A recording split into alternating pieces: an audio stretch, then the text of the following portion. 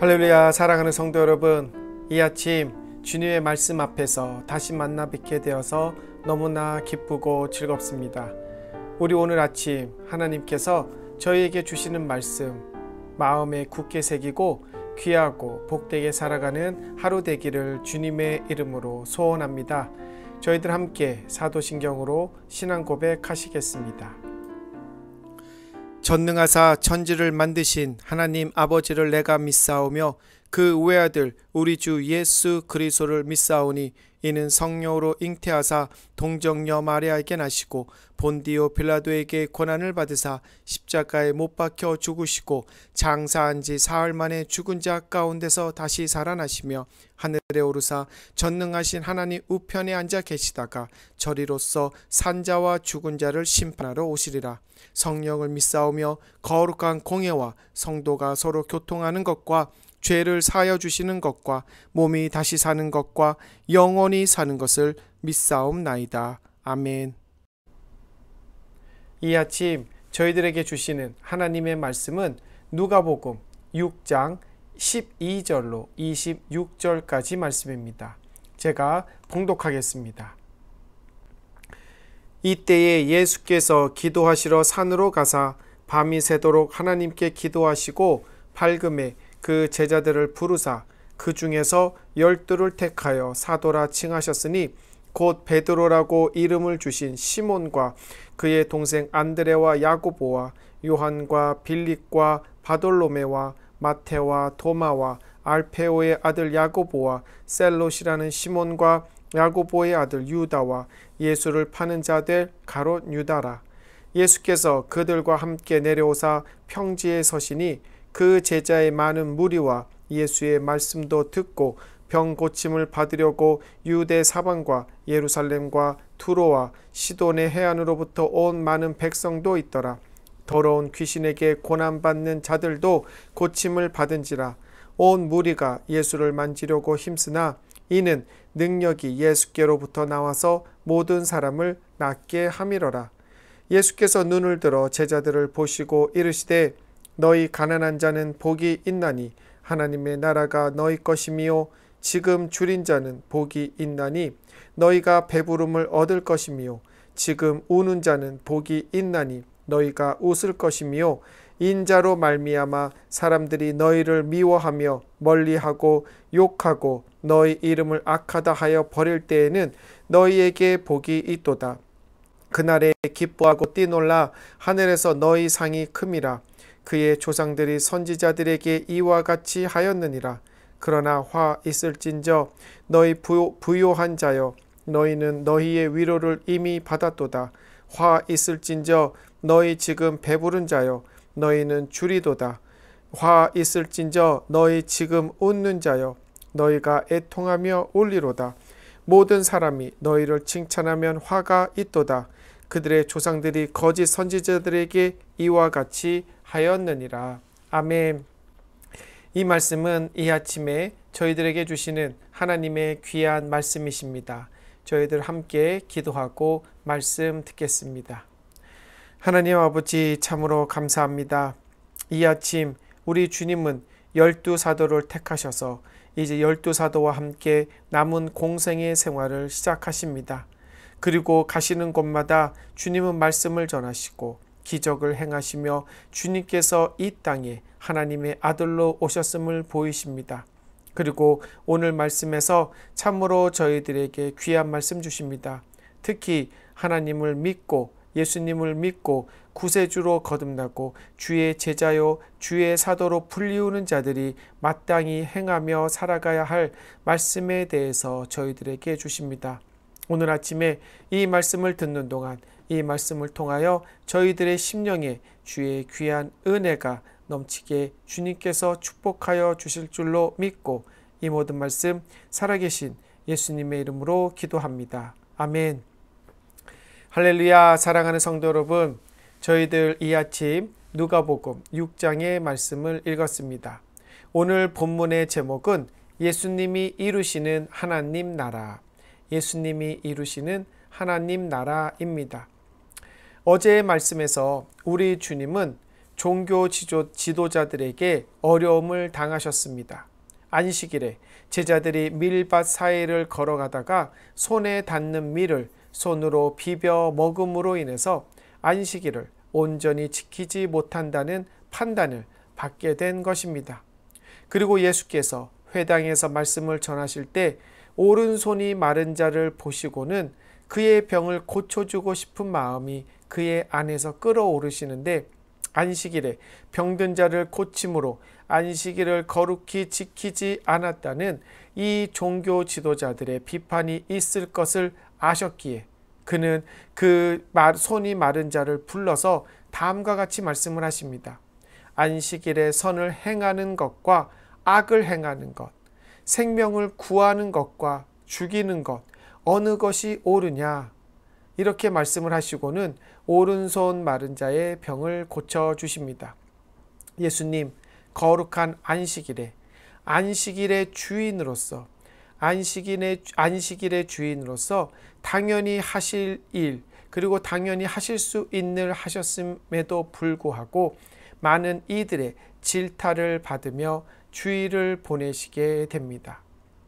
이 예수님 안식일을 지나고 나서서 제자들과 함께 산으로 올라가서 밤새 기도를 하십니다.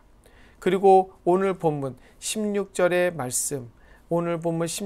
말씀을 이하로 통해서 이제 밤새 기도하시고 나서 그 예수께서 결정하시고 하시는 일에 대해서 말씀을 하고 있습니다. 예수님이 밤새 기도하시고 내려와서 어떤 일을 감당하시는지 그 말씀을 알아보면서 함께 은혜를 나누고자 합니다. 첫째로 예수님은 12 제자를 택하시고 제자들과 함께 마을을 다니시며 복음을 전하시고 육적인 병자들과 귀신 들린 병자들을 가능하신 대로 모두 다 고쳐주시기 위하여 수고하셨습니다. 오늘 본문의 시작 이 12절을 보면 이때에 예수께서 기도하러 산으로 가사 밤이 새도록 하나님께 기도하고 밝음에 그 제자들을 부르사 그 중에서 12를 택하여 사도로 칭하셨다. 저희들은 잘 몰랐지만 아마 이 예수를 제자로 따르고자 했던 많은 사람이 있었던 것 같습니다. 그래서 예수님께서는 이때라는 표현은 성경의 문구의 표현으로 봤을 때 새로운 전환점의 포인트 그 지점을 가리킵니다. 그렇다면 예수님께서 산에서 밤새 기도하시고 예수님의 사역이 바뀐 것이 무엇이었습니까? 그것은 바로 자신을 타이반 자이반으로 쫓던 많은 제자들 중에서 12명의 제자를 택하신 것입니다. 이 숫자 12, 12는 유대인들에게 있어 완전을 의미하는 숫자였습니다. 그래서 구약의 12지파와 같이 구약에서 하나님의 예언과 나라의 시작, 이 선민 백성의 시작을 12지파를 통해서 이루신 것과 같이 신약에서는 예수님의 복음의 사역의 시작을 12제자와 시작하신다고 기록을 하고 있는 것입니다. 특히 누가는 여기서 예수님께서 이 12제자를 제자가 아닌 사도라고 표현을 하고 있습니다.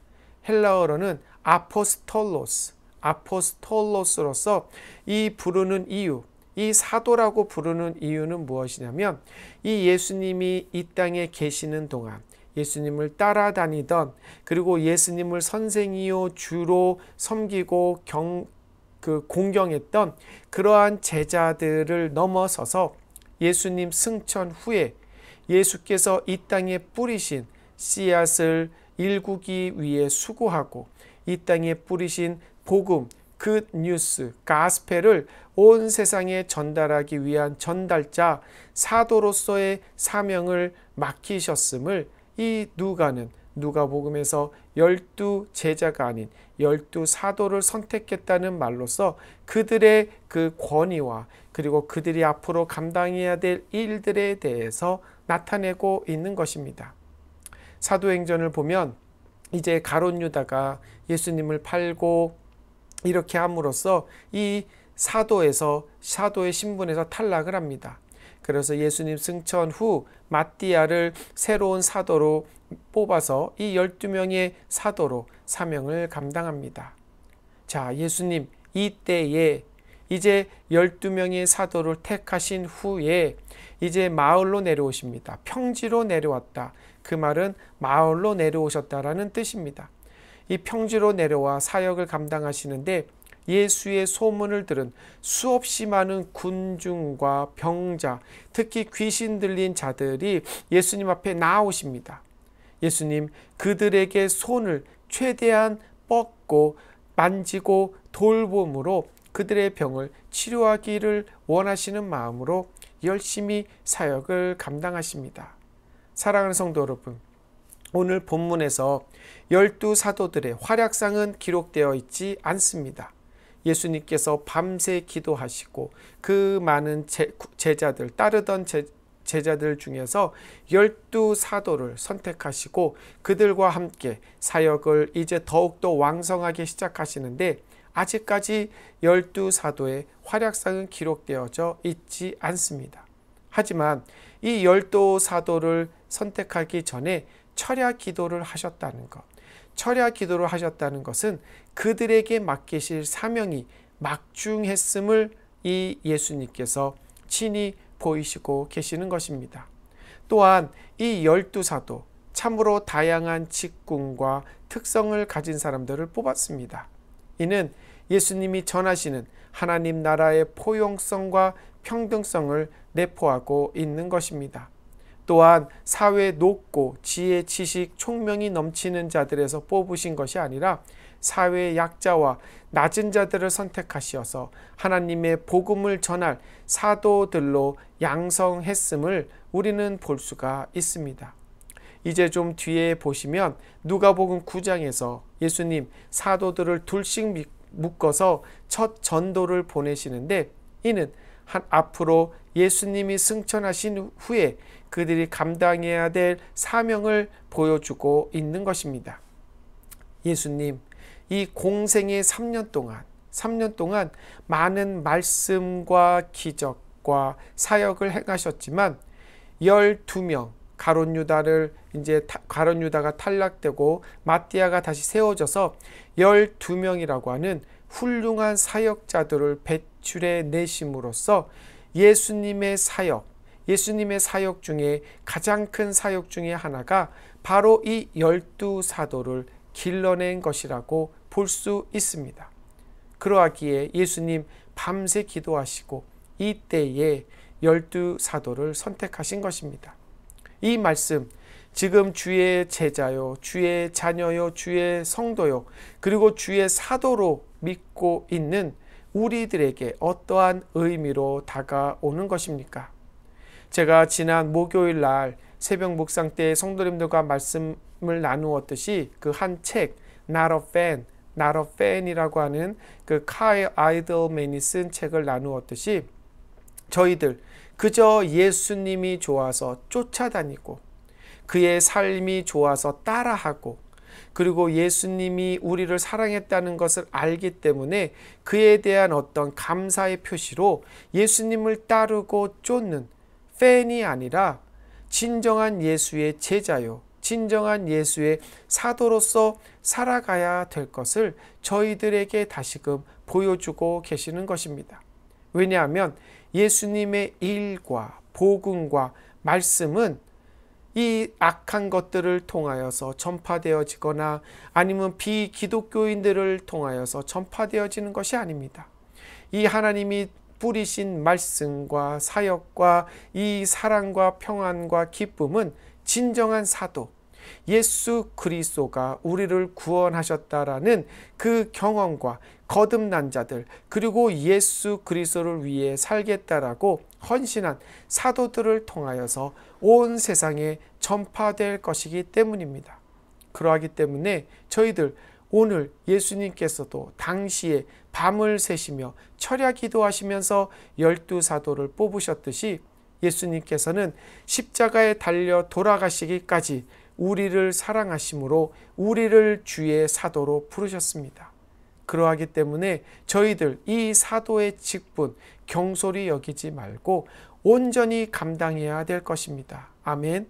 이런 결단의 시간, 이런 결단의 마음이 오늘 본문 말씀을 통해서 우리 성도님들의 마음에 들어오시고 하나님 앞에 헌신함으로써 이 12사도들이 보였던 그 헌신의 사명, 이 12사도들이 감당했던 이 중요한 사명을 우리 성도님들도 이 땅에 계시는 동안 감당하시며 살아가시는 사도요, 성도요, 제자 되시는 우리 성도님들 되시기를 주님의 이름으로 축원을 드립니다. 아멘.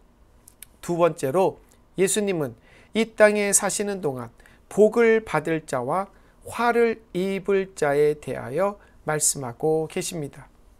오늘 본문 20절로 24절의 말씀을 읽으실 때 마태복음 5장의 산상수훈의 말씀 떠올리신 분들 많이 계실 것입니다. 마태복음 5장부터 7장까지의 산상수훈 말씀과 누가복음의 6장의 평지수훈, 평지에 내려오신 후에 나눈 말씀이기 때문에 평지수훈이라고 부르는데 이 두 말씀에는 같은 듯 다른 차이점이 있습니다. 그것이 무엇이냐면 우선 양에서 차이가 납니다. 이 마태복음에 기록된 산상수훈은 3장에 걸쳐서 기록되어져 있지만 이 누가복음 6장에 나와 있는 평지수훈은 아주 짧습니다. 그리고 이 마태복음의 산상수훈은 5장부터 7장까지 3장에 압축되어서 기록된 반면 누가복음은 이 누가복음 전체에 조금씩 분산을 해놨고 그 양 또한 이 3장에 뭉쳐놓은 그 양과는 또 좀 차이가 있습니다. 마태와 누가가 왜 이렇게 자신의 서신을 기록하면서 이 예수님의 수훈의 말씀을 다르게 기록했는지 저희들 알 수는 없지만 이 두 복음서가 전하는 예수님의 말씀은 차이가 많이 없고 그 내용과 뜻과 의미는 일치하다는 것 참으로 다행입니다. 그래서 저는 오늘 누가복음에 나오는 이 예수님의 말씀 복받을 자와 화 입을 자 이 각각 4가지의 말씀으로 기록되어져 있는 이 말씀을 비교해 가면서 성도님들과 은혜를 나누려고 합니다. 첫째로는 복받는 자, 가난한 자는 복이 있나니 하나님의 나라가 너희 것이미요와 화를 입을 자, 화 있을진저 너희 부요한 자여 너희는 너희의 위로를 이미 받았도다. 두 절을 대비하면서 말씀을 주고 계십니다. 예수님께서 하신 말씀 무엇인가 하면 예수님은 가난한 자를 먼저 찾아가셨으며 그들은 하늘나라의 복음을 가장 먼저 듣는 자들이 되었습니다. 반대로 부요한 자들, 그들은 자신이 가진 것에 만족하기에 예수님을 배척하고 예수님이 전하는 하늘의 복음 듣기를 거부하였기에 그들은 예수님의 복음을 받아들이지 못하는 자들이 됩니다. 그래서 예수님은 그들에게 말하기를 너희는 위로를 이미 받았다라고 말씀하시면서 화가 있을 것이라고 이야기합니다. 가난한 자들은 하늘의 복음을 들음으로 인하여서 하나님의 나라를 받지만 이 부요한 자들은 세상의 부에서 세상에 가진 것에서 위로를 받고 살아감으로 인하여서 하늘의 복을 받지 못하고 세상의 위로에서 끝나게 되는 것입니다. 두 번째로 지금 줄인 자는 복이 있나니 너희가 배부름을 얻을 것이요 화 있을진저 너희 지금 배부른 자여 너희는 줄이리로다. 이 두 말씀을 또 비교하면서 말씀하십니다. 이는 무엇을 말합니까? 우리 인간들 육적인 굶주림으로만 해결될 것으로 만족하며 살면은 안 된다는 것을 말씀합니다. 저희들 영적인 굶주림이 해결되어야 진정한 해결을 이룬 자요 배부른 자라고 말씀을 하는 것입니다. 이 가난한 자들, 영적으로 육적으로 가난한 자들은 복음을 잘 받아들입니다. 그래서 그들의 영육이 배부름을 얻을 것이지만 이미 지금 배부른 자여 너희는 줄이리로다. 육적인 배부름에 빠져서 영적인 굶주림에 관심 없이 삶으로 인하여서 그들 마지막 때에 영적인 굶주림을 채우지 못함으로 인하여서 굶주리는 자들이 될 것이라고 예수님은 경고하고 계시는 것입니다. 세 번째로, 지금 우는 자는 복이 있나니 너희가 웃을 것이미요와 화 있을진저 너희 지금 웃는 자여 너희가 애통하며 울리로다 라고 대비하며 말씀하고 계십니다. 이는 무엇을 말합니까? 주님의 구원에 감격하여 우는 모습, 그리고 주님 앞에 선 내가 죄인임을 깨달아 애통하며 우는 모습, 이 두 가지의 모습이 다 포함됩니다. 지금 주님의 구원에 감격해서 죄인임을 애통하며 우는 자들은 복이 있나니 너희들이 웃을 것이요. 이 말은 심판의 자리에서 우리가 웃게 될 것이라는 것입니다. 심령의 기쁨으로 웃음을 가지면서 살게 될 것이라는 것을 말합니다. 하지만 반대로 세상이 주는 기쁨과 육적인 만족으로 인하여 지금 너희 웃는 자여 너희는 애통할 것이로다. 예수님의 심판의 날에 그들은 구원의 감격이 없으므로, 죄사함의 감격이 없으므로 심판의 날에 멸망의 자리로 떨어짐으로 인하여 애통하며 울 것이라고 예수님은 말씀하고 계시는 것입니다.